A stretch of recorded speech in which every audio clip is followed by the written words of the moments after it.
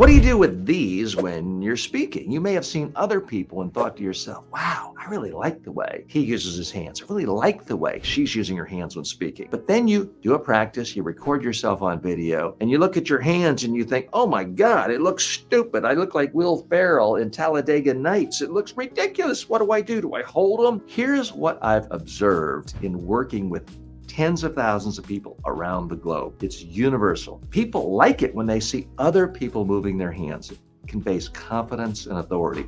But when people watch a video of themselves moving their hands, all of a sudden it looks weird. They think, oh my God, I look like a fool. I look like an idiot. I sure am glad I watched a video of myself.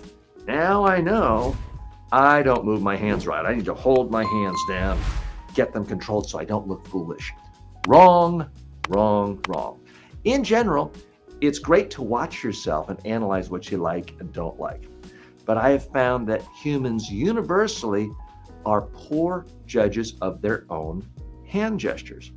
When you watch video of yourself moving your hands, even if everyone else thinks you look comfortable, confident, relaxed, authoritative, there's something about watching your own hands move that makes people think, that looks ridiculous. Can you believe this fool here? I feel sorry for this person. There's just something about seeing yourself do it. You're going to have to learn to disregard it. I do recommend that you try to get feedback from other people, because quite often you think your hand gestures were awful, distracting, weird. You talk to 5 other people in the room and ask them, what'd you think of the presentation?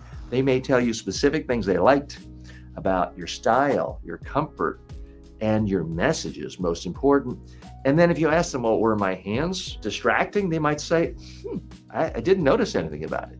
That has been my experience working with tens of thousands of people around the globe. Other people will think your hands were perfectly fine when you are moving, even if you think they are weird. So the main thing is you don't want to constrain your hands.